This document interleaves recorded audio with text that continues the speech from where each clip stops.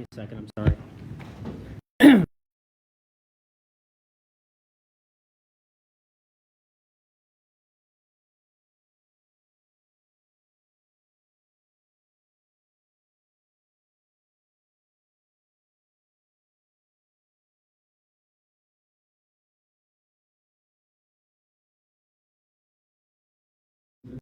Second, I'm Audio sorry. or USB-C?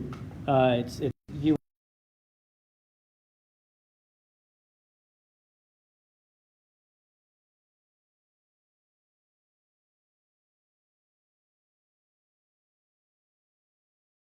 Give me just a second, I'm sorry. The members that are on Zoom, we're having a little audio feed problem. We're on Facebook Live for the same USB-C. It's you. It connected right there. Give me. Okay, hold on. Da-da-da-da-da-da.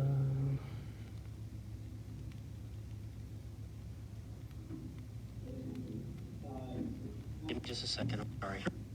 See?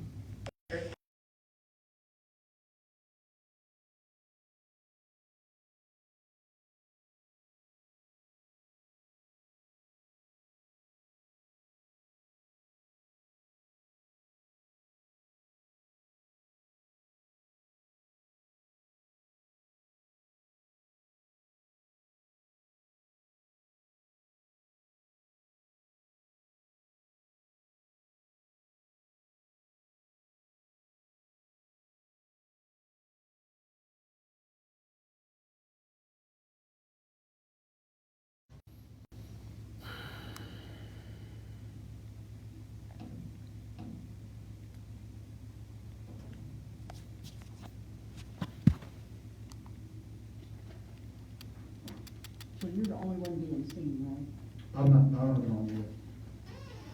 I just have the draft, just so that they can I just talk. wondered as I was sitting here. No, nobody's seen at the moment. I'm trying to watch the county to see what they ever make a decision. It's only been 4 hours. That is still on the Facebook, though. But you're on Facebook right now, yes, you're Yeah, seen. we're good. Yes, We're live, sorry. you can be seen on Facebook. We're good? Yes. Okay, good evening, everybody. We had some sound problems. We believe we've got them resolved. At this point, the only things that have happened is we have had our pledge and our invocation, and the town manager is now going to give us an update of where we are with COVID and a possible resolution tonight. Ben? Yeah, real quickly, what is up on the screen and what you have in front of you is a draft of an ordinance regarding basically wearing face coverings. It's very similar to the ordinances that have been passed by the other municipalities and is currently being considered by Beaufort County. And I don't know if many of you saw the governor's press conference today, but he was very emphatic about the need for citizens to start wearing face coverings. In addition to that, he stressed that there are 270 municipalities in the state of South Carolina, and he really wanted us to follow through with some sort of local effort to ensure that masks are being worn. So there are 270 total municipalities currently. How many are? Well, So that, currently, it's probably running about 60 to 65% okay, of, and I'm on the manager's listserv, of municipalities that have passed it. okay. Very few have rejected it outright. What they've come back with is either passage or a resolution strongly encouraging people to wear masks. Okay, okay. Yeah, So we're seeing kind of three different things happening there. And one of the things he did threaten was no football in the fall if we can't get all on the same page. So So we need to go on. just to make you aware of that. Yeah, I saw that. So beyond where, the whereases that you see at the beginning of this draft are very, like I said, similar to what the others have undertaken. The real important portion of the ordinance reads as follows. Requirements for face covering. All persons entering a grocery store or pharmacy in the town must wear a face covering while inside the establishment. For purposes of this ordinance, the term grocery store shall mean a retail establishment that primarily sells food, but may also sell other convenience and household goods. The term does not include a convenience store. The business shall not have responsibility for enforcing this requirement, but shall post conspicuous signage at all entrances informing its patrons of the requirements of this section. B, all restaurants, retail stores, salons, barber shops, grocery stores, and pharmacies in the town must require their employees to wear a face covering at all times while having face-to-face interaction with the public. C, any person who is unable to safely wear a face covering due to age, an underlying health condition, or is unable to remove the face covering without the assistance of others is exempt from the ordinance. Penalties.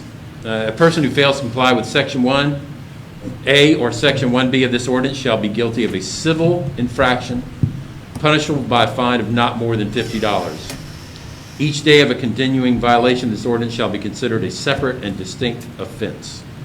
Obviously, what follows is basically some boilerplate language, but the gist of it is this: it's a civil infraction, and right now that fine is $50. I think one of the other things that we need to determine is the effective and expiration dates. Right now, obviously, we've got a blank next to what date in July you would like to start. And right now, it is set up to expire after 61 days. So those are probably some of the things that y'all would like to discuss, whether it's civil or criminal, the penalty potentially involved, whether you want to pass it or not, and when it might expire. I know all of you have been following what the other municipalities in the county have been doing. There have been some very in-depth discussions. There's been a significant amount of public input, both pro and con, hitting on a plethora of subjects or objections. So I think at this point, y'all should open the floor and have a discussion. Yep. And then maybe that'll help you frame up how you want to move forward with the ordinance when we formally take it up. Absolutely. We're not officially into the agenda item, so it's kind of like a normal workshop session, really is where we are at this point. So we haven't started that agenda item, so we can just openly discuss what's here now and how to fill in the blanks, because we needed to give staff some guidance. So whoever would like to start. I'll start. I had a question as to why convenience stores are exempt, and that's a confined or a small space. Why are they exempt from this ordinance or from this particular? Darryl, can I add a little bit to your question there? And I'm wondering why we're not doing all commercial establishments and not doing, because that, I think that's what ended up in the other ordinance as well. This is the original Greenville one. Am I correct? So I agree with you. Why? So I think that's a great conversation.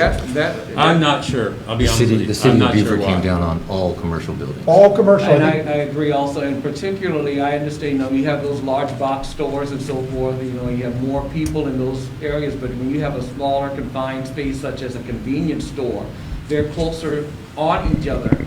The aisles are more narrow, but then yet they are exempt, and that was my concern in regards to why are convenience stores exempt. Another point, should we just take one point at a time? Yeah. Yeah, Let's work to a point. so everything you said, I totally agree with. I don't get why you're eliminating a convenience store when everybody is so close. So I'd like to see that, put that back in there. So And if to this is Kevin's something we're point, going to adopt, I agree. the yes. commercial buildings, if you're in and out of commercial buildings, why wouldn't that just be a blanket for everything? I agree. So the way Bluffton worded it, and again, I'm just reading because I have them in front of me, all persons entering a building open to the public in the town must wear a face covering while inside the building. So they took out the grocery store, they took out the pharmacy, they took out the convenience and just said a public building. If you're walking in a public building, you put one on. You put one Walk back on. out, you can take it off. So that's the coffee shops, that's, the convenience stores, that's the boat shop, and dock store, that's everything where the public is invited in to do anything. That's the way Bluffton worded it. You wouldn't happen to have the city's handy. Let me see, I can pull up. I'm looking for it as well. Give me one sec. So Darryl, that's a change? Does everybody kind of agree with? Yes, I think it should be on all commercial establishments, opposed to I don't have the city. separating or Okay. extracting convenience stores, because personally, this is something that we are going to consider adopting. I don't think that they should be exempt. All right. Give It's me not one fair second, to I've got them in anyone my Yeah. other folder, they're not in this folder.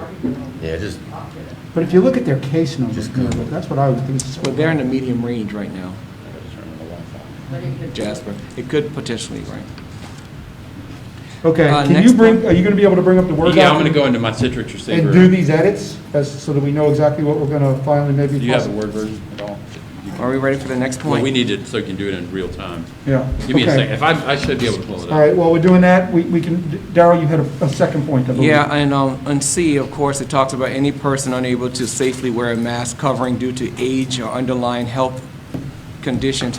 I noticed that Savannah had a limitation of under 10 or under were exempt from this, and then I looked at some other ordinances, and they had identified 3 or under exempt. Is our ordinance going to require, it does not put a stipulation or a limitation on age that would be exempted? Or should we put, identify an age group that would be exempt? Because some toddlers, of course, it's going to be hard for parents to get them on here, but if it's not defined, well, then again, you see, it's implied that everyone must comply with this ordinance. But as Savannah was specific to say, anyone 10 or under exempt, and other ordinances says 3 or under exempt. So I think I don't think we should just leave it open. I think we should at least identify an age where someone wouldn't come in there and say, well, why is that child not masked or so forth? And of course, they can contract it as well, but still, is it going to be blanketly open, or should we, I'm asking, at least identify an age? Well, again, great point. Let me read you again. This was a point that was brought up a lot, and this is what Bluffton ended up doing. The following individuals are exempt from this ordinance: any person under the age of 8. Is what And that's Bluffton Bluffton. did. Again, I wish I could have I had the cities, and I can't seem to find it right now. I'm gonna pull up. She's bringing it right now. Okay. I agree with you. Kevin? No, I was gonna say, once we can pull the cities up, it's got some more exempt population groups that I think would be good to put A in. bunch of those, yeah. All right. So I've got Bluffton. is 8 okay with you, Darrell, or do you want to go to 10? Age-wise, what's the age that you're looking for? I'm okay with, whatever we decide as a collectively. I'm just saying, I think I have a concern about leaving it open. I agree. So what do you think, 8? We got some parents that have young kids. Can you convince an 8-year-old to wear a mask? Can you convince a 9-year-old to wear a Well, I mask? see a lot of them doing it, I see 8-year-olds wearing them, but then again, when you get under that, then of course you have that struggle of them being consistent. And it's on this. 10 and under? Everybody agree? Yeah, that's fine. What is it determined? I'm looking at the city of Beaufort's ordinance. One reason I say that, because I want to try to be consistent. Yeah. The guy goes to this store, then he goes across the street to that store. I think there ought to be some consistency there for everybody. I agree. The CDC was saying 2 and under, and I think that's what originally Greenville did, but I think it's way too young. I can't get a 3-year-old to wear a mask. What happened? Yeah, and of course, I think if those children are probably going to model their parents also and probably do it, and the parents are going to do it. But again, I just have a concern in regards to just leaving it open.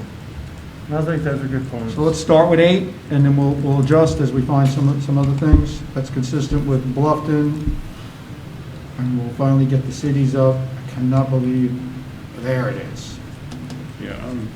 The city of Beaufort. Got it. Where is it? In their agenda center. Any other points, It'll be under Darrell? their coronavirus page. And that's it for now until we get to the dates. Do you have the cities up? We're getting ready to pull it up. Oh, okay.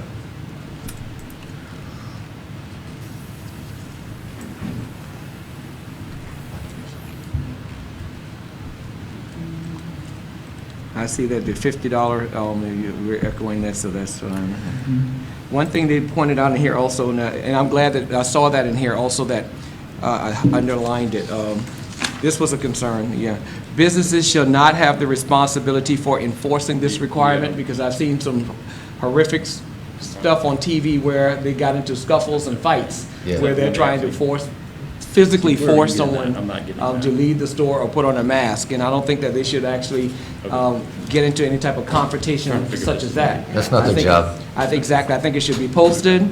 If they're in violation, I think they can probably summons a security or law enforcement, but I don't think that the business should actually put themselves in harm's way, because this is a very sensitive topic, And some people, of course, will react depending on how you approach them, so. So the city of Beaufort says the following individuals are exempt from the ordinance. Any person whom is unable to safely wear a face covering due to age or underlying health conditions, and who is unable to remove the face covering without the assistance of others. Any person traveling in a personal vehicle when a person is alone or is in the presence of only household members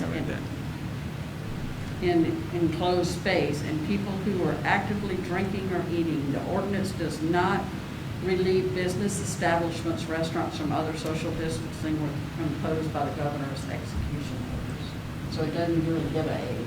All right, that's what I thought. They did not put an age in it. Bluffton was the only one that I thought that actually put an age, and they get 8 and under. And I thought they referenced Savannah, but I don't know if it's... Savannah was 10, I watched Yeah, Mayor Johnson's own. Okay, so his was 10. So whatever the pleasure council is on this, I think an age is good to help.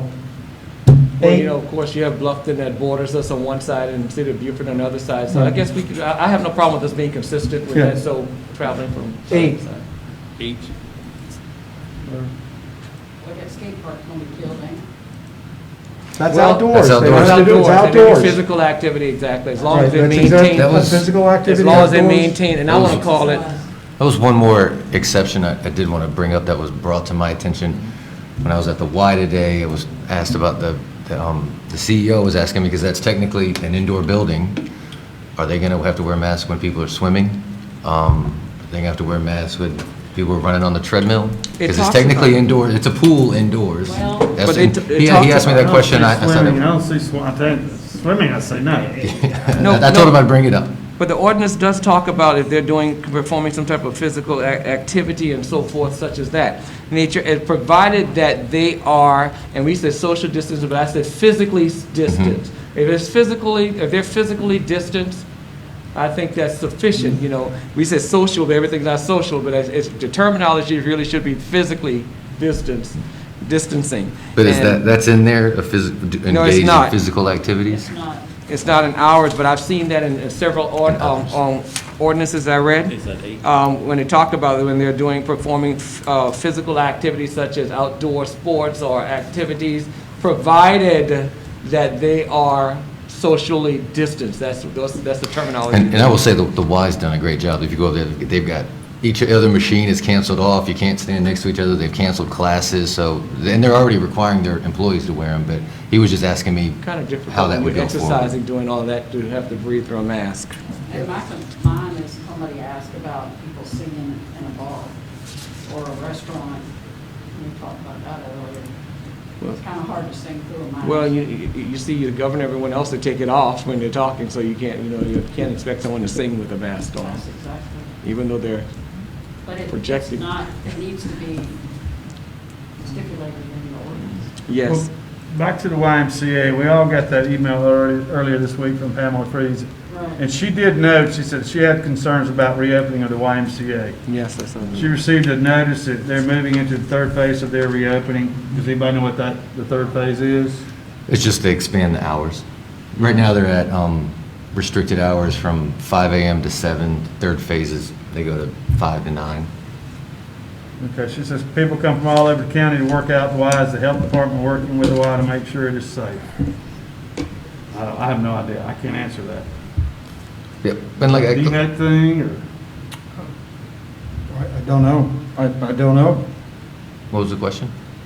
Who's offering guidance to the YMCA on how they handle the social distancing indoors? Is that coming through DHEC, or is that coming through? I'm not sure where they pulled it, but all I can just tell you from what I've seen is all the employees are wearing masks. They've, like I said, canceled classes where people are together. They've also, all the machines are separated, like if you're on a treadmill, they've got every other one canceled off, so you can't stand next to each other. So they have taken those precautions. Now, where they're pulling those guidelines from, I'm not exactly sure. Are they checking temperatures Yep, when you they come check in? temperatures when you walk in, ask you, have you been coughing?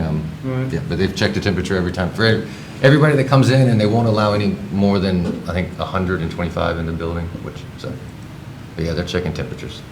Van, any thoughts on how we can put a little bit of wording in there for indoor exercise? Or just I haven't heard this discussion in any of the ones I followed. I honestly have not, I don't have any, but I understand what the Y is concerned about. And Mary Beth's got a point too that we need to discuss once we. Let me think about that. Well, let's look it up. Give me a second. Or y'all can keep talking, I'll look some. Yeah, See if and then- there's any, Well, the governor says, what, that the exercise or something was okay, and some. Outdoors, not This, outdoors. this is outdoor, this is outdoor, exercise, but when you Indoor, can- indoor exercise activity, But when you have the Planet Fitness and the Y here and so I forth. don't, yeah.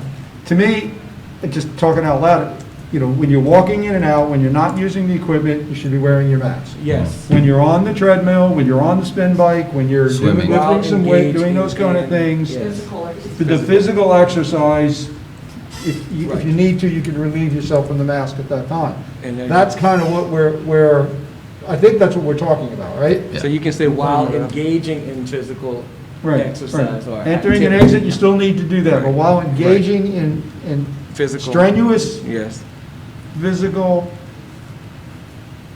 exercise, activity, exercise, Or activity. however, it's, whatever know, terminology. right. I'm fine with that. We don't want to make this, We want to take out the ambiguity. right, because, you know, right, of course, right. there's And we so don't want the Y to have to close again because of what we passed. Right. That's Yeah. ultimately, I think, everybody in this room's goal. We got legal counsel. We want them to find a way to make it Right. safe. Okay? You want to I think protect we us. can find that. We'll just have to, we may just have to, part of the motion may be, Van, that you find some language to allow, you know, at the moment, strenuous exercise to relieve the mask while indoors. I want to So, say strenuous because, you know. you said not wear the mask? While actively engaged. While actively engaging in the, Right. you know, entering, exit, walking around, you still got to come in with your mask on. Because it may The not be employees strenuous. have to wear the mask, but when I jump on the treadmill and I'm going to go for a run, that's what they're asking here, is that we find a way to allow that. Did that, Kevin, Yeah, did no, that- that's does that good. summarize what you good? Okay, so the next conversation was, if somebody's going to do some sort of a band. Performance. Or performance indoors, how do you sing and it sound like you without this on, right? Right. Is that your concern, Rhoda? I have no answer. I know face shields are allowed as a substitute. But it's still gonna distort. Yeah, yep. Right. I think as long as like with a band or something inside, or just one person singing, playing the guitar, I think as long as people are 6 foot away from them, I think Specify that's that. social distancing apart. I Right. think we should be okay with that. Say that. But if they quit, then they should automatically Mm-hmm. put their mask on like anybody else. But as long as they're actively Performing. performing, then And 6 they feet would apart. not have to do And that. 6 feet, you want to specify. And doing the social 6 feet, you're right. Okay. 6 feet. I That's- think that needs, it hasn't been addressed Specify before, 6 and I think feet. we need to think about that. Yeah, Put it in there. specify 6 feet, a minimum Yeah. of 6 feet, 6 feet, yes. Yep. All exercising. And I just saw that somewhere, I can't recall where they specified.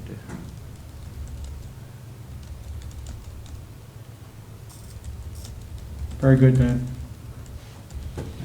So glad you can do that, by the way. Very good, Van, thank you. And the same basic kind of statement is for a performer. Again, the social distancing aspect again for a performer.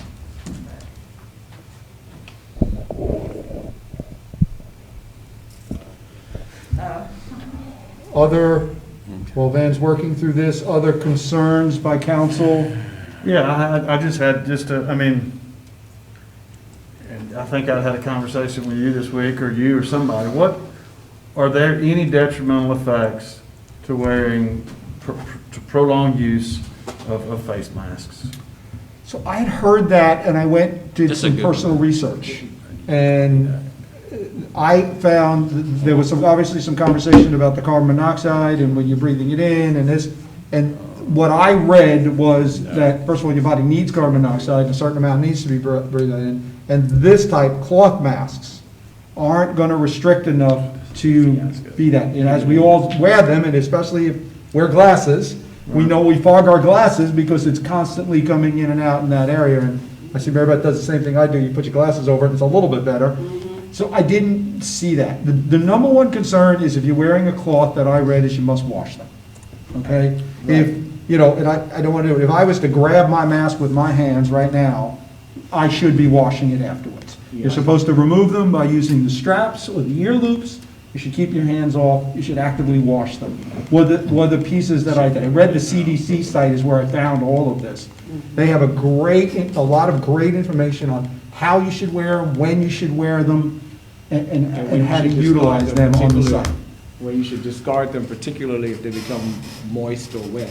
Correct. And that's what I thought about the same thing, and I've read some ordinances that, and that's why I'm glad we're not going that down that road to say all public places, and they're like ours is just inside, so you can always walk outside, take it off. It's just when you go in a building and you remove it when you leave, so. I'll go back Very off good. the- There was some very good language suggestions which may cover a lot of what you guys have in mind. Give me 1 second while I try to find the document again.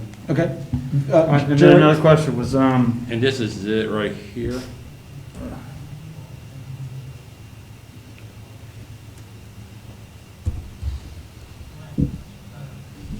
Still of those, because they had a distribution earlier, which we were not the recipients of that, but Right. have you gotten around to it? Yeah, and I know that they listed 2 or 3 businesses in Port Royal that have masks.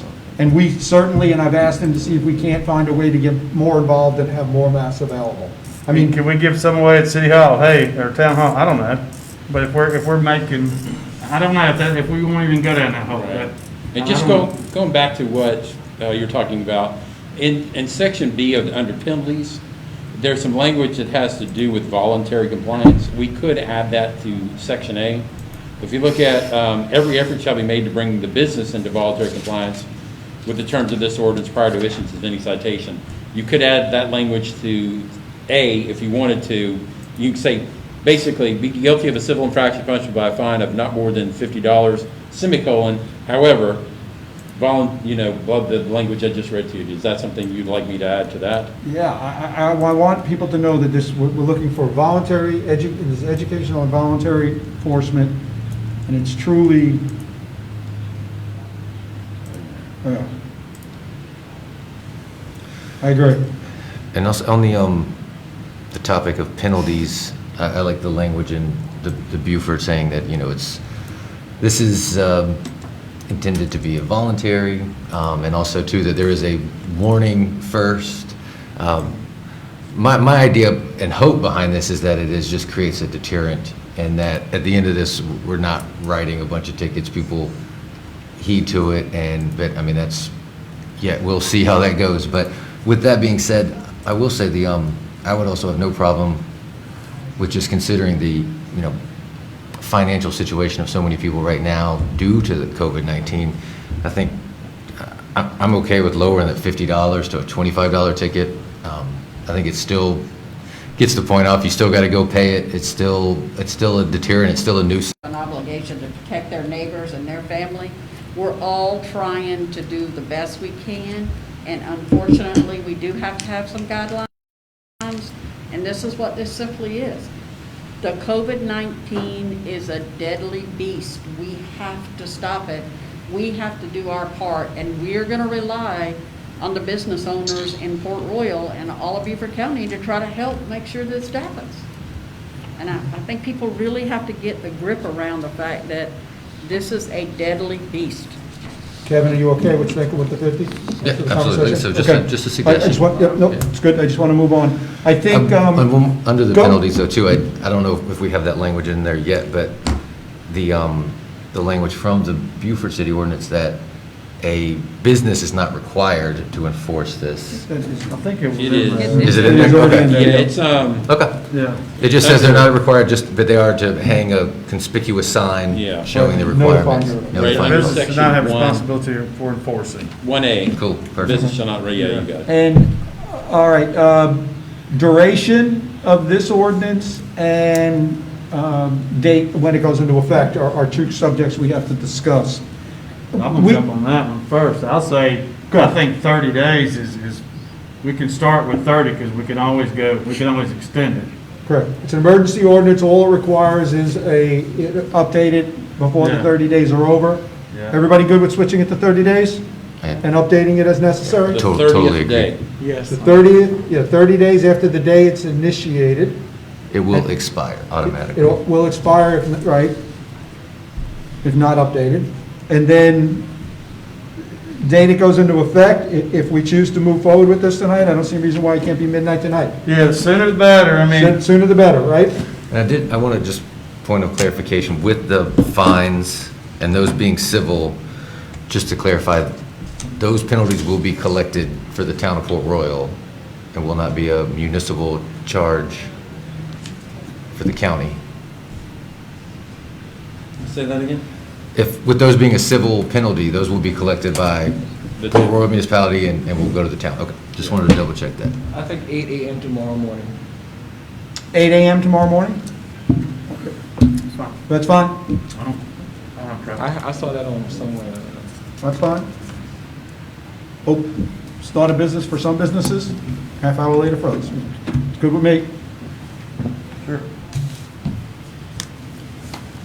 Yeah, I think 30 days is, Yeah, we meet again within 30 days. If this needs to be and the numbers haven't changed and patterns haven't changed, we can enact it. The whole idea is hopefully the patterns have changed, and we're not saying you have to stop maybe in 30 days, but everybody knows the rules and they're doing it. We don't need to have this. We want to do the right thing for the right reason and not have to worry about having a law to do that. Then I want to make sure we change that one whereas for the grocery stores gets changed. To add the language. I thought he did. I think he did. Well, that's going to be at the top. I would. It's the last whereas, I believe. Okay. Yeah, right there, the last one, in light of our, we need to change that to business, to match what we said with the okay. businesses. We don't want to have conflict. Basically, to require patrons of commercial Right. establishments. Open to the public. So just copy what you put, type down below. Yeah, get that in there.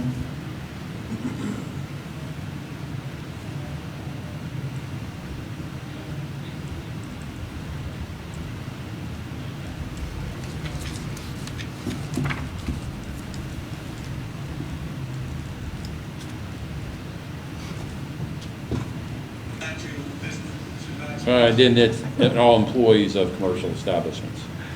And we want it, yes, the employees.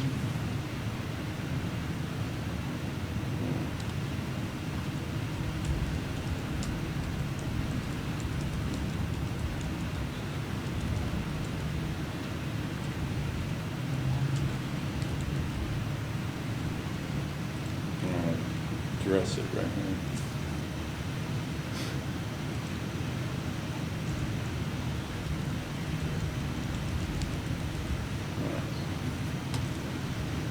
What's that?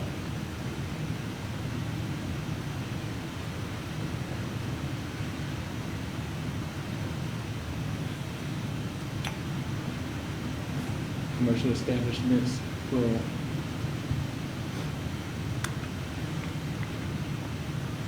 Drop down to commercial establishments. Commercial establishments. Be consistent with what he has above. Load up a little bit. Oh, I'll go there. There we go. Any other concerns? I think that's good. Okay, so give everybody plenty of time. All right, then I think that the appropriate thing to do now is to move actually into the agenda item. And then once we get into the agenda item, the emergency ordinance, we'll need a motion and obviously follow the normal process that we would take in that way. So everybody good with that? Sure. Okay, so we're going to move on to agenda item 2, emergency ordinance 20-20-19. An emergency ordinance for the town of Port Royal, South Carolina, requiring individuals to wear face coverings in certain circumstances in light of the COVID-19 pandemic and a matter thereto of servability. Sorry about that. What's the pleasure, council? I make a motion, we adopt ordinance 2020-19. We have a motion to adopt. Do we have a second? Second. We have a motion and a second. Any further discussions? Hearing none. Again, we still are in our requirement to have to do a roll call vote. Mary Beth, you made the motion, so please go first. I make a motion, yes. Darrell? Yes. Jerry? Jerry Ashmore, yes. Kevin? Kevin Phillips, aye. And Joe DeVito, yes, also. The motion is passed. We will get that out and publicize it as quick as we can. Remember, it is 8 a.m. tomorrow morning is when that motion goes into effect. We ask everybody to please help us get through this holiday weekend. Cover up, cover your faces when you enter buildings, when you're around people, and let's see if we can't slow this thing down again. We did it once before, we can do it again. Thank you, council. Next item is a quick council briefing. Hold on 1 second, I'm saving this document so I don't lose it. Please. That'd be That would tragic. not be good. Yeah, give me 1 second. Look through my files here.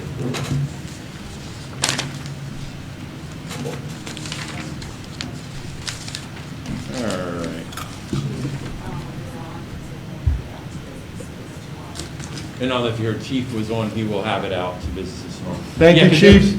Yeah, there was a component, I don't know if you noted in the Bluffton meeting that they did have an active campaign of distributing the ordinance and I think some sort of signage. We can probably do something pretty similar to that, just by running some copies off and making sure that the. All over Facebook, all over our media. Right. Again, it's not about the fines, it's about the right thing to do. We're asking everybody to help us. All right, real quickly, I'll try to go through this. Sands Beach, we did receive the permit, and I don't know if you've been out there, but the road has been That's smoothed great. out. Yes, I saw Fantastic. that, Thank you. yes. So, it's not permanent. Once we get some tides going through there, it's going to do the same thing again. I just encourage everybody to watch your speed now that it's a little bit smoother. I will say that so far, the bollard and rope system has been still well received. I have not received personally any complaints regarding it. So far, so good. I know that this weekend, I anticipate Sands Beach being quite busy. This may require some additional patrolling by our police department to ensure that social distancing is being complied with. We still have some cones out on the roadway, so we will probably have some parking issues this weekend. In years past, obviously, when we've held our event, that's been a boat landing that has been closed. But it will be open this year to boat traffic. I would just encourage everybody to be very careful and safe out on the sands and comply with the law and maintain the social distance. Since we're on the Sands Beach part also, I received an email earlier today in regards to a concern about the proposed changes in Sands Beach as to whether or not it's going to restrict residents, and my response was that there's no talk about restricting anyone from access to the Sands Beach. Essentially, just what you see out there now is restricting cars from going on the berms and up, close to the water and so forth. And what's forthcoming is going to be identifying handicapped access and space and a spot for food vendors. But there's no talk about restricting anyone from the use of the sands from dawn to dusk. No, Hey, correct me if I'm wrong, but golf carts are still allowed up on the berm. Yes. Correct. Right. Yeah, we spread apart a couple of spaces that would Provided allow that. I remember. the golf cart. Yes, sir. So that's Yeah, that was what we were, And that was for the requested they local, do. that's for your residents, of course, they can appreciate Yeah. that. Yeah. The one question about the permit, does the permit allow you to do maintenance for a period of time? If something was to happen in a week? Yeah, I mean, yes. Okay, so if something was to happen in a week, we don't have to apply for another permit to Right, fix that same spot again. So the permit does allow some ongoing maintenance along that road area. That's great. I was just It wondering. looks really good. It looks really Fantastic. good. It Great does. job. And just another thing I did note, we're going to be working on pushing back the roadway edge to clear up the pathway that people use to walk and ride their bikes in, and try to get some accumulation of that sand as A you lot of exit. accumulation there. It is pretty significant, and once we remove it, it'll probably show back up. And But, you can return it right back to the sands, put it on the road. yeah, so we'll just try to scrape it back over there. Just wanted to make you aware of that. Okay. We're now in the new fiscal year, so the engineering dollars that have been set aside by Beaufort County are now available to start working on the crossing. So we are working with Gray Ghost to work on that final location of that crossing and how it will interface with their neighborhood. We may have to work on some phasing just to make sure we work out the costs associated with the installation of that portion of the trail and how it integrates with what they have going on. Because those are TIF dollars, obviously we've got to be very mindful of the procurement policy in town for the place and make sure that we're in compliance. Second part, I'd had some difficulties with the submittal of the federal thing. Couple, you had to have a SAMS account in order to submit. The second piece is we also needed a letter of support from the installation CO for the project, and I don't know if you know, we're kind of transitioning. So that has been a little bit difficult. I'm keeping that grant put together. I'm anticipating a second pot of money, and we'll be better prepared this time. It's just that once I tried to do the SAMS grant, there was like a 2 to 3 week delay before you could actually get your account activated. We used to have an active one when we did the It is pouring outside. when we did we're trying to get the Cypress Wetlands grants, but it was a totally different account, and we're still trying to work through the specifics of that. And I'm learning the whole new realm of the specifics of how you handle federal grants. They even have their own unique software as to how you create the workflow. It's quite an interesting thing. COVID, we never really opened our doors back up. In a way, we're kind of fortunate. We were able to process everything that came through the door. Everybody that knocked on the door, we still handled. Because we still own the shed, we were able to handle the court system in such a way that we will allow appropriate spacing. Although right now, even with the air conditioning on, it's 89 degrees in the afternoon in the shed. So we are looking at maybe rescheduling to earlier in the morning and what some of our other options are. I think in light of this most recent spike, I don't think we're going to see a change in policy to access to this building. Even when we do, I think we will require masks just like any other public building. And maybe that's something, I know we mentioned commercial establishments, but we might think about that a little bit later. But anyways, I guess we could consider commercial establishments. Or commercial establishment. So, but that's kind of what's going on with COVID. Otherwise, I think we've met since the election that was held in here, and we did sanitize the building. We brought somebody in to clean it up, so we feel fairly comfortable.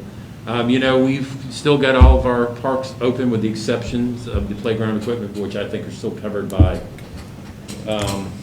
executive order. I do have a question on that, because I noticed that the playground equipment in our neighboring municipality of the city is open.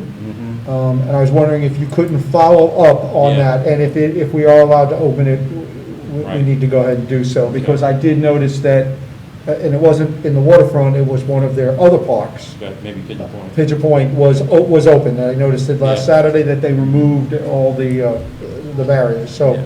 Perfect. But if we can open it, let's open it. It's an outdoor activity, and it seems to be that they're finding that the touch with scenario of how it transmits is much less than the breathing scenario. Perfect. Just real quickly, shed, we're working on a closing date. They had to do 2 environmental assessments of the building required by their lender. So we're working with them, but that's kind of working in our favor because we're still able to use the building to conduct court-in, so we have no issue with that. We are putting together, under traffic, we've cut them loose to start the process of creating the scope, or whatever you want to call it, for the traffic tables. Speed tables? One of the things we want to transition away from the traffic humps, because one of the things we are finding, and people have commented on this, is we are seeing them flatten out a little bit and maybe not be as effective as they once were. We're going to identify several places where we think they make sense. If you've been in Charleston in some of the neighborhoods, which I've told y'all before, they're throughout. There are traffic tables everywhere. I think obviously 11th Street is one that will probably be well served by one. Madrid Avenue is what we're hearing. Old Shell is what we're hearing. Obviously on the other side, when we're dealing with DOT, we still have to integrate that. But, one of the things that was the reason why we did the tool study was that you had to have empirical evidence and have a study done to justify the installation of traffic tables on SCDOT roads. So I think we're going to work on identifying it. We did the study. We're kind of in a we're in this flux, but the traffic is still happening, and we all kind of know where the spaces are where we need these tables.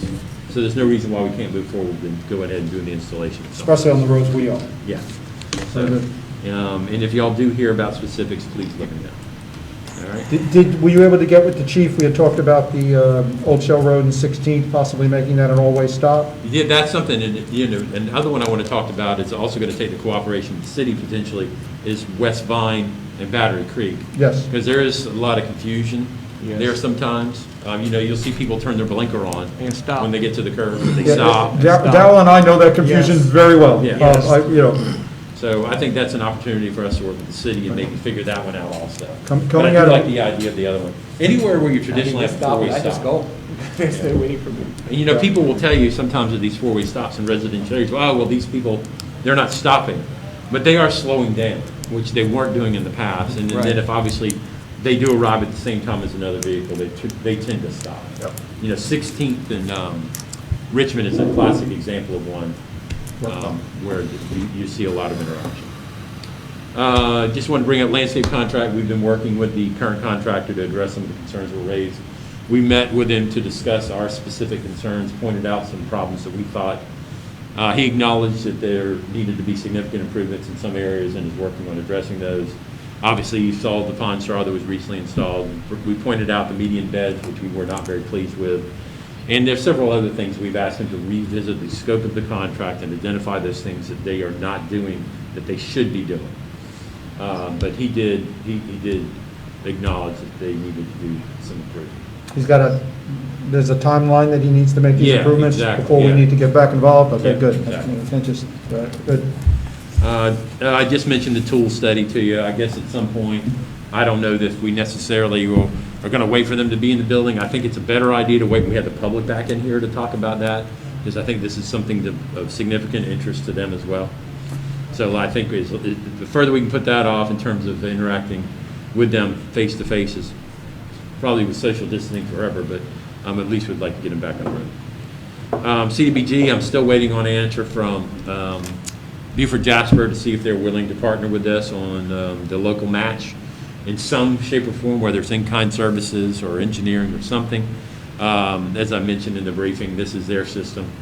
Obviously, the way our agreement is set up, we can be the only recipient of grant dollars, and that's why we do it, to expand the system. But a $1 million addition to the system, certainly we would like to work with them on that. So. That's been over 30 days, and you haven't been able to get it? Yeah, I checked it. I think I sent the email out to them on either June 1st or June 2nd, and I just asked for, hey, but I know that the general manager is on vacation right now, so. Okay. I don't know if he had an opportunity to talk with the people he intended to talk to, but I think we know somebody that might be able to talk to somebody. It was not discussed at their board meeting, because I did visit their board meeting. Okay, I didn't want to bring it up on our comment. Maybe we can ask our board member yeah. to help us move that along. Porter's Chapel, as I mentioned, we have a meeting set up in the end of July to include it in what they have is kind of a filmed walking or trail or path of reconstruction, incorporating this facility into what we will see all around Beaufort County. So they're real excited about that. And like I said, I'm still working with the National Park staff and hopefully USCB on finalizing some of the display work. Because of the size of the class with USCB, I'm hoping that that's not going to be a problem. I think they anticipated it was less than 10 students anyway, so I think in it's kind of a hands-on class, but not so much set in the classroom. So I think it hopefully will move forward. Shrimp docks, I just talked to Joey the other day. We're kind of in between right now on the shrimp. We're not packing a whole lot at the moment, so we're trying to address some of the concerns we have. We set up an interior room to process and sort, and so that's what we're doing. We've been talking to DHEC about any additional things that we need to have done to make it completely compliant. One of the things we're contemplating is, do we need an internal ceiling within that room? What we've done in there is kind of replicate a sorting and heading processing room that are in other facilities that are certified. Basically, it's wooded out and screened and separated from the remainder of the building. But now we're trying to figure out if we need to put a ceiling on it. Very reasonable price, but right now I'm not committed to doing it. It was less than $2,000. but we want to make sure that, we want to interact with DHEC a little bit more before we spend those bucks. Okay. All right. And we did, one of the things we did talk about with Gray Ghost was engaging an architect to discuss a facility that's usable for both parties, Gray Ghost and us, kind of combined in one building. We'd be able to sector out a section of that for use. And that person hasn't been engaged, and that process has started. And so we'll probably need to set up some meetings to bring y'all, or somebody you may designate to sit down and talk with them about what we want, so. Any update on the transfer of the ownership of the dock? No, it's kind of been, it's in the background a little bit right now. Okay. So we'll have to bring that one back up with us. Cypress Wetlands, I think I mentioned to y'all previously that we pushed back the work from July to August, and that's because one of his crews came down with COVID. So his manpower is down. It just so happens that is somewhat helpful to us because, Chris Marsh is a specific bird. The whitelings showed up and started nesting, so it would have pushed us back anyways. So that actually worked out pretty well, but we're still looking at mid-August to start that work. And I will say that I'm pretty excited. Tony and I did meet with Chris, who is willing to take on a more active role with the Friends Group and kind of help us monitor and maybe give us a fresh look, combined with the folks we're using, Travis Folk and his company, on improvements to the wetlands. He's been doing it for years out on Spring Island. He's seen it and done it all. And so we're pretty pleased to have him back engaged as a resident participating in these improvements. Are the Friends of Cypress Wetland communicating with our Parks and Rec group? Because that's really who managed the. No, that's a connect that I need to recreate. I think that's something we should. Yeah. It should be a group that works very well together, because our board is the park Yeah. board, and we need the Friends in the park to work together. Mhm. And that's so that we Yeah. know what's going on and we can get some updates through the Park and Rec group. That's fine with me, sure. Road work, not much really to report other than what I did. I'm talking about the traffic tables. One thing I do want to talk about, and I know we talked about it a little bit, was the tag fee. I know that we were going back and forth on that, but I did have an interesting conversation with the city today. They had interacted with the county on the fee. And obviously, that fee is collected on all vehicles in Beaufort County, whether you live in a municipality or not. And wondering if there had been supposed to be an allocation within that fee that was supposed to be returned to the municipalities, or was it supposed to be working on county-owned roads that were within the municipalities, but every single one of us that owns a vehicle is paying a tag fee? So I think that's a discussion that we should have on the agenda next time we talk to the chairman Very good. about that. I think it's $16 and some odd cents you're Yeah, paying I right think it now? goes up to $16.85. Yep, I think is what we're paying on that tag fee right now. Hospital sidewalk, still waiting. And now I think we're about to have another transition at the Naval Hospital. I hope we don't have to recreate the wheel here, but we're still pushing ahead with that. So our DOT's ready to roll. Van. Yes, sir. We had a discussion before,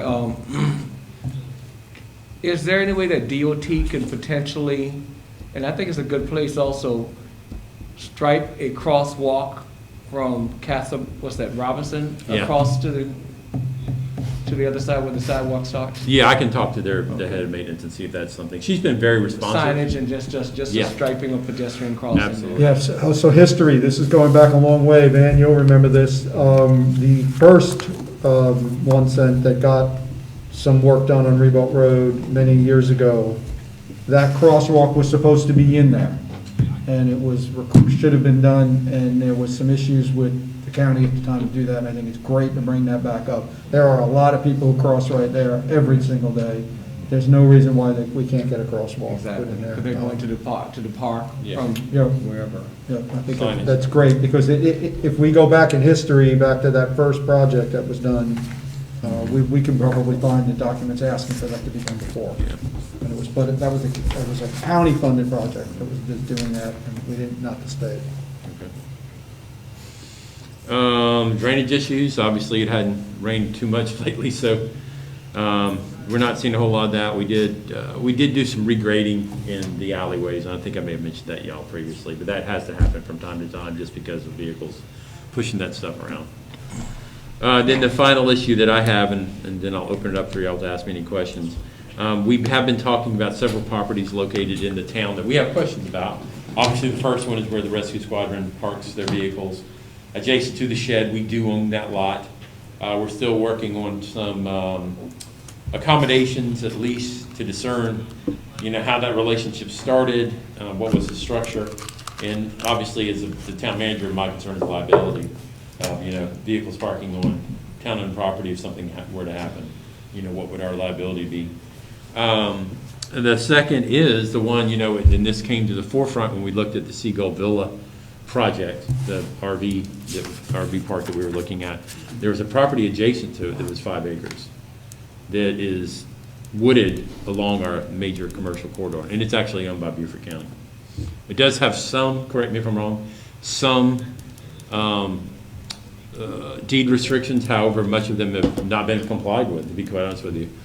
So we're trying to look into that to see what the history is, what may have prompted it, because it is adjacent to a piece of property in the town. It's in the town and that needs to be given some thought to.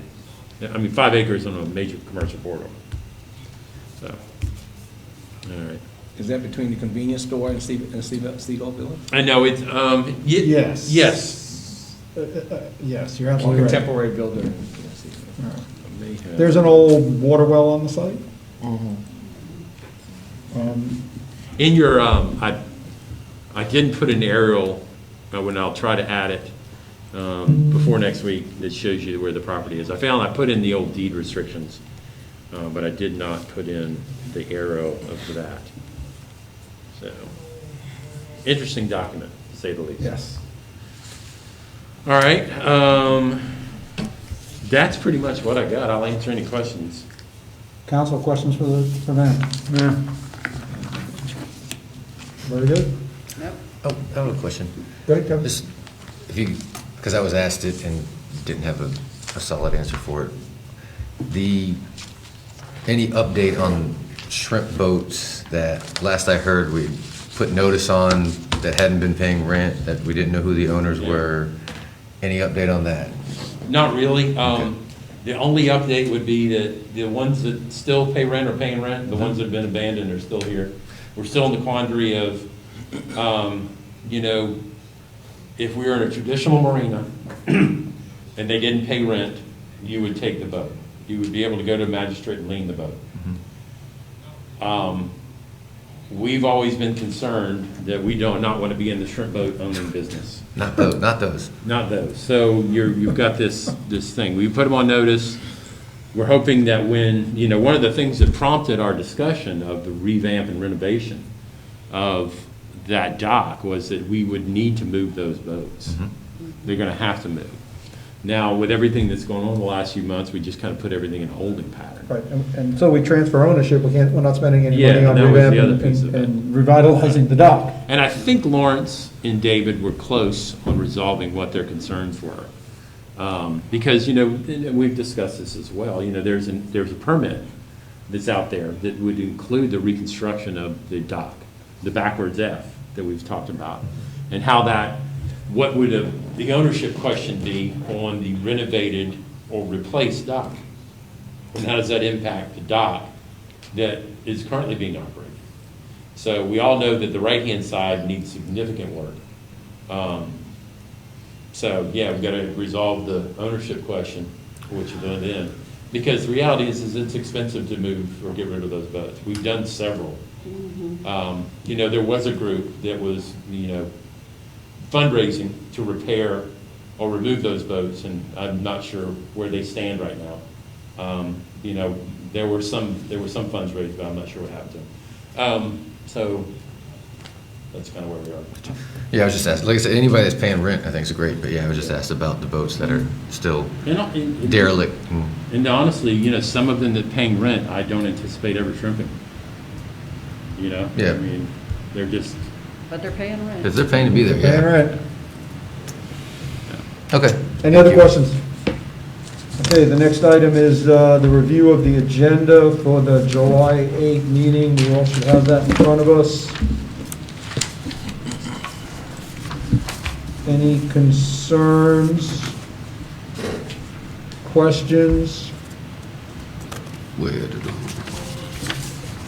Under item 11, we do have some appointments and reappointments, and we do have some applicants for the redevelopment commission, and they are standing by on Zoom. Oh, say something real quick. Please? Just under number 8, second reading, I just wanted to say thank you for Linda getting the properties together that will be affected by changing that article. That was a great layout with the maps. If you haven't looked at those, Yep. actually, I encourage you to. Like I said, I still think that the RV park that we're talking about, where we're talking about, makes sense. I'm not gonna lie, that Casablanca property concerns me a little bit, if that was to become an RV park right there, but I do appreciate you putting that together, and it looked great. It was very helpful, so, thank you. Very good. Any other concerns? If not, we'll move on to the applicants. No?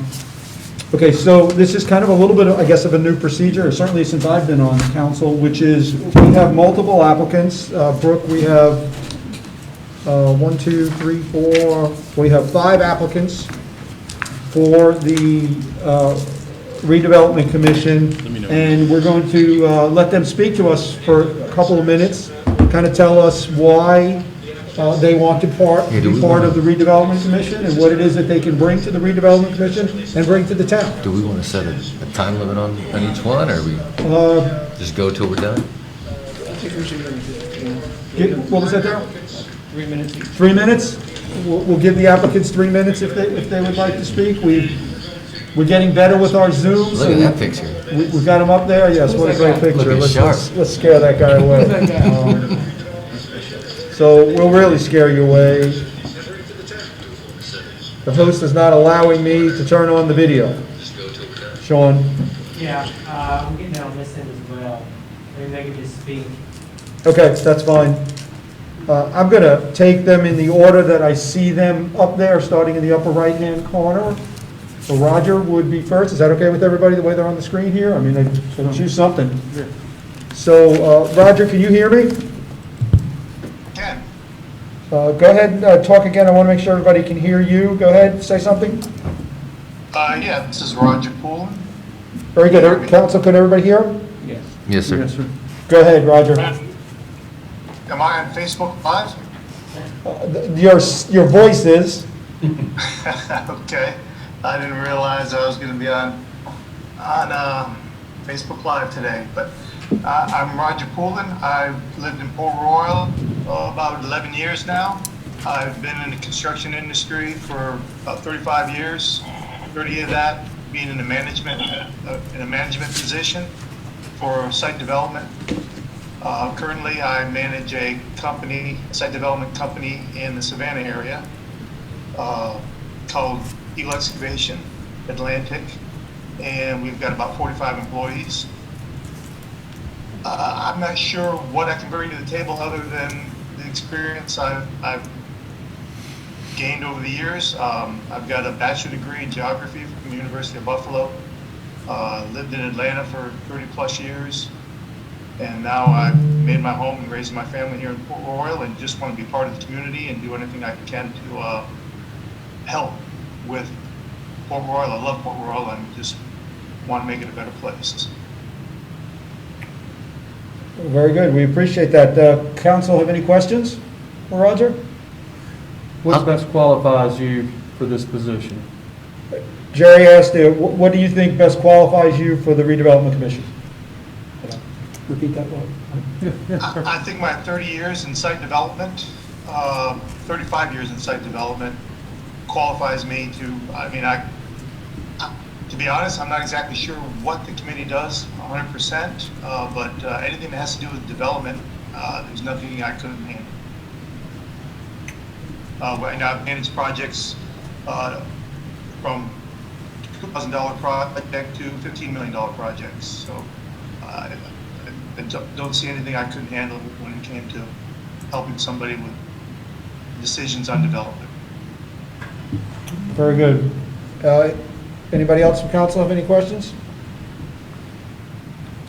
All right, well, I'm gonna say real quick, just tell Roger, first off, saw your resume, and coming from Atlanta, some of the projects you worked on are really impressive buildings and projects at mainstays in downtown Atlanta. So just first thing I saw, I guess I would just ask a question about how do you work in groups? Do you have a philosophy about that? How do you go about handling, different personalities? Because all of these are boards with everyone having an equal vote and equal voice, so.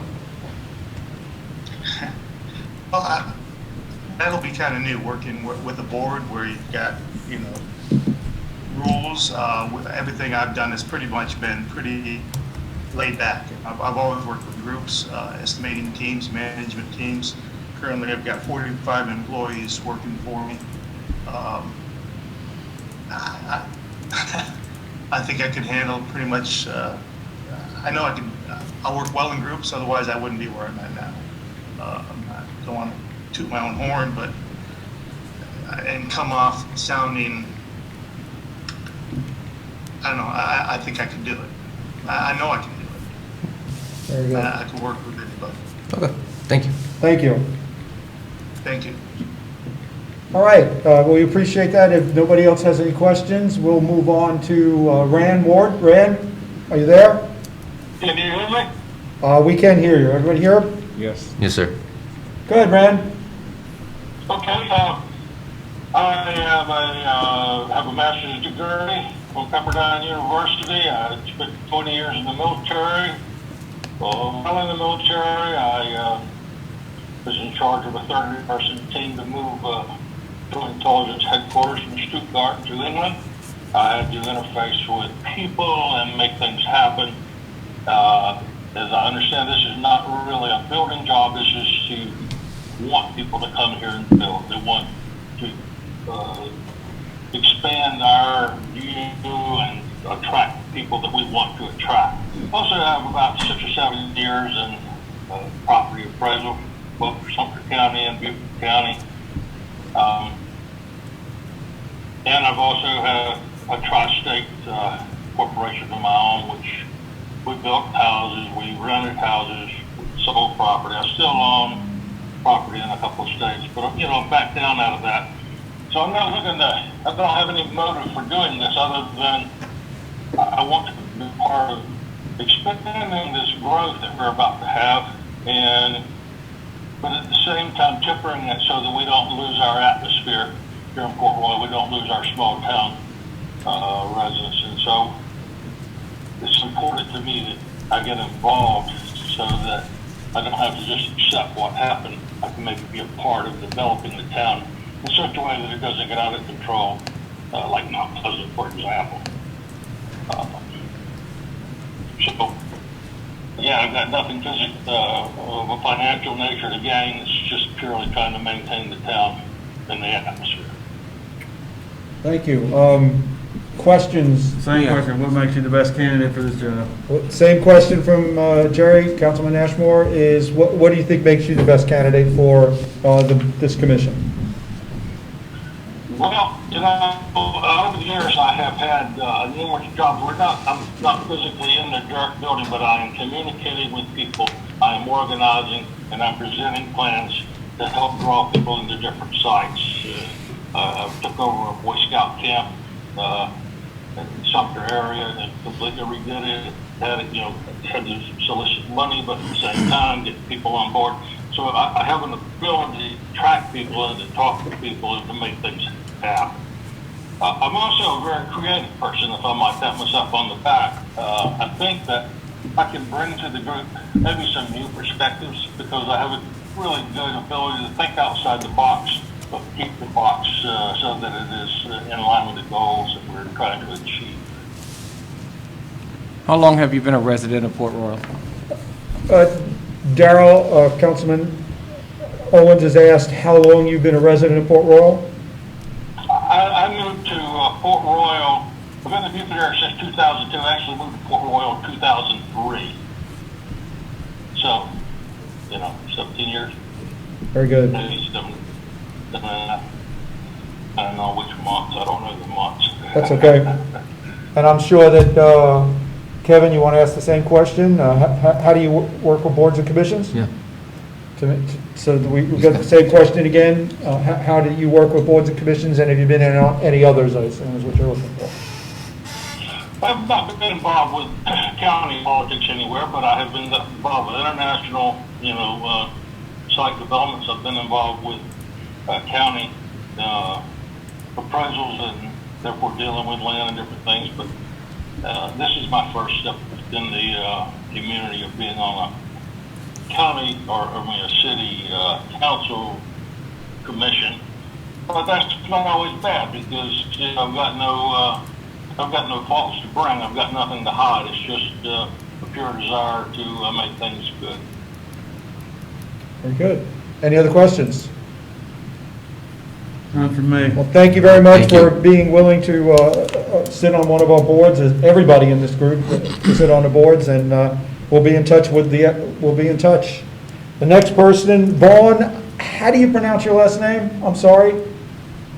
It's Cowan.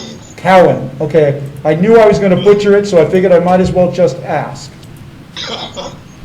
Well, it's supposed to be Kewen, but I do live in the South. All right. Tell us a little bit about yourself. Well, again, my name is Vaughn Cowan. I'm 60 years old, and so far that's the oldest I've ever been. I'm from the upstate of South Carolina. I was born and raised in Anderson County, and I've been a general contractor for about 40 years. While in Anderson, I helped with the redevelopment of the downtown Main Street area. I wasn't on a board, but we worked hand in hand with them. We refurbished a building that was built in 1914 and completely redid it, and meeting with them constantly about architectural features and all of those type things.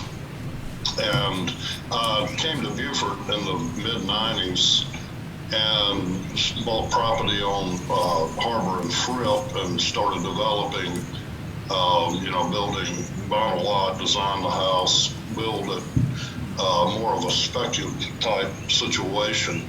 So, and while I was in Anderson, we purchased several tracts of land and did some developing there. I hold a GC license, a marine contractor license. I'm certified environmental as far as the health of the inside of the house. And as far as the reason that I want to be on the board, when Teresa came down, I had to move back to upstate when the economy went south. We couldn't make a living down here.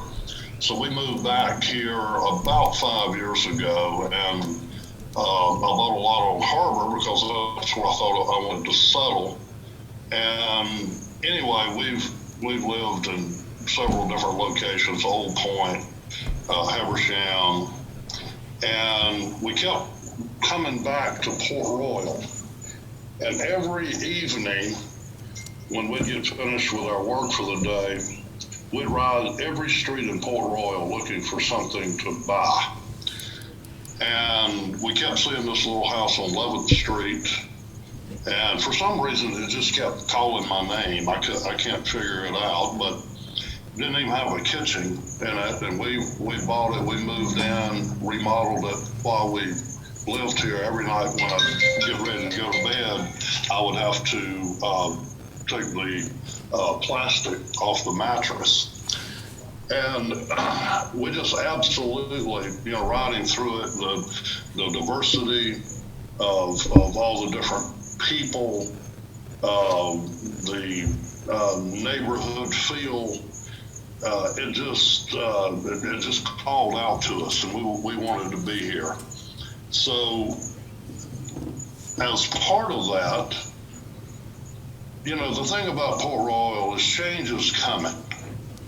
It's going to change. And we have to be very careful to manage the new and preserving what we have, that community and neighborhood feel.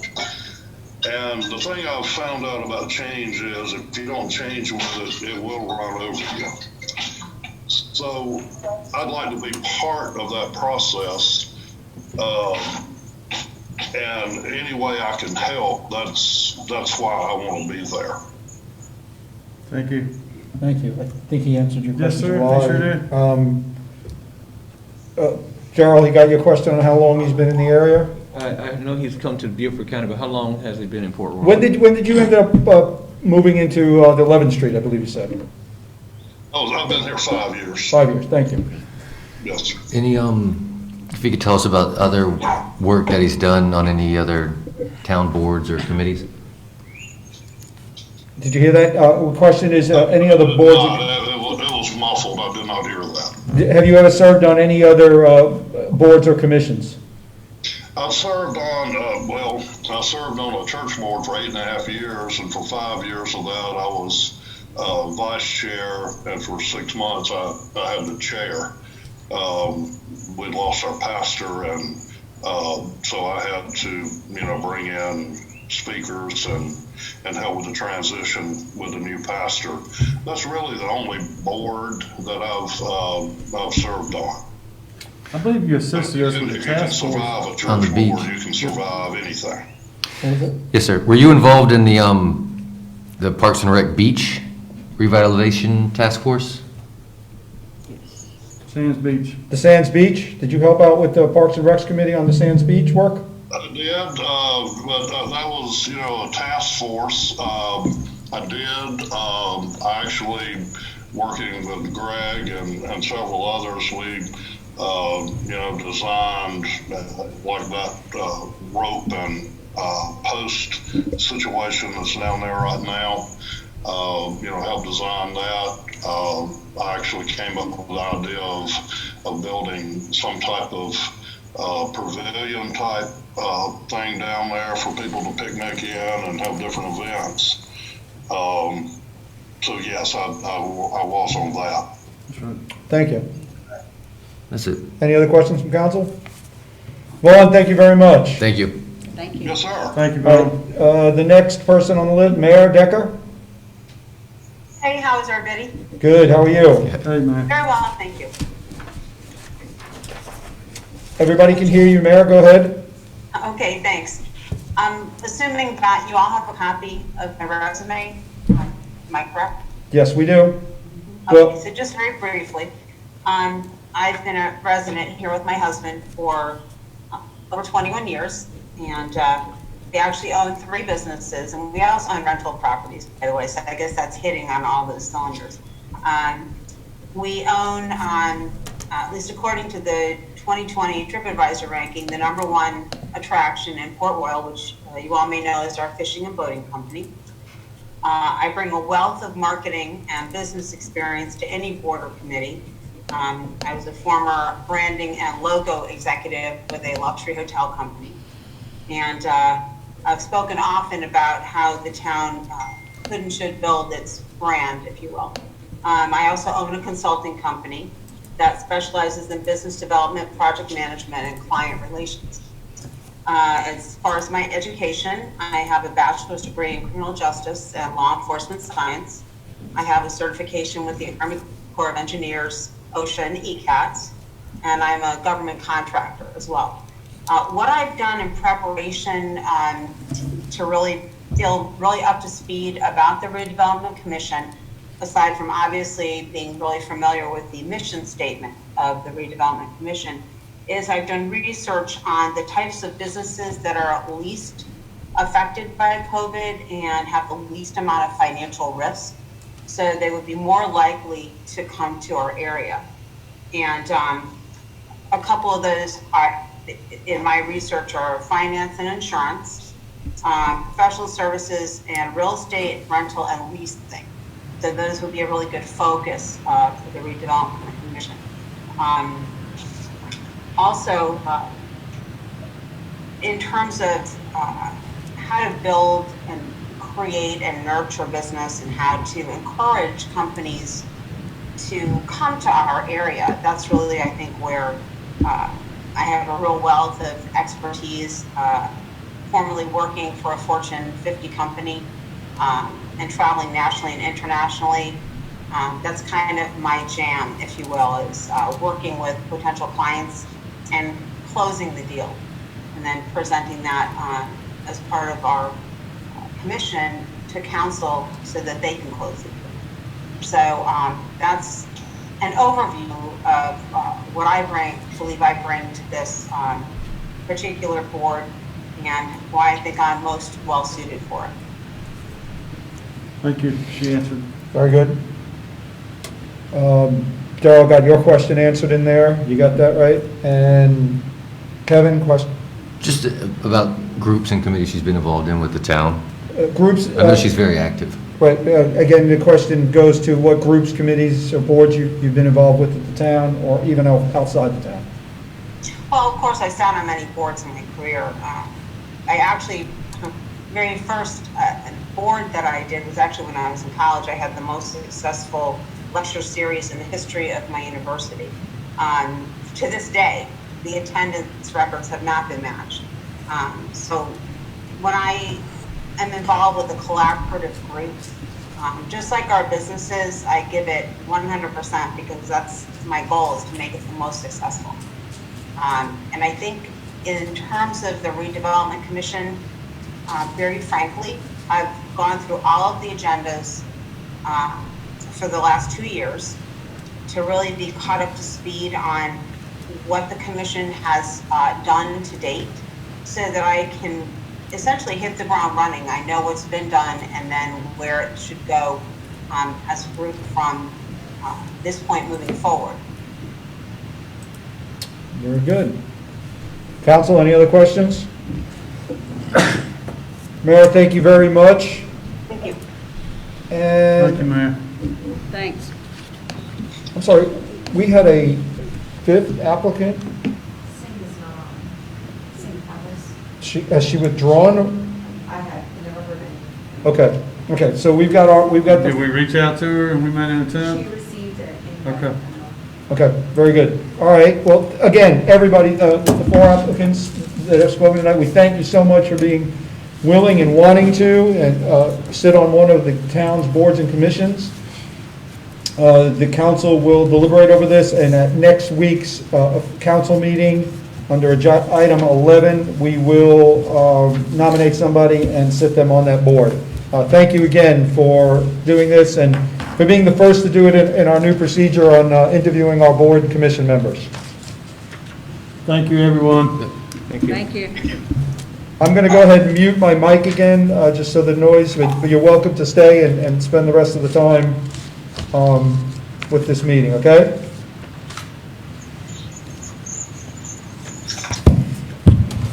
Okay, sound's off, and that brings us there. We're still working through the agenda. That was item 11 on the agenda for next week. Any other questions or concerns about the agenda? Council's good? Very good. On tonight's agenda, we've got important dates and information.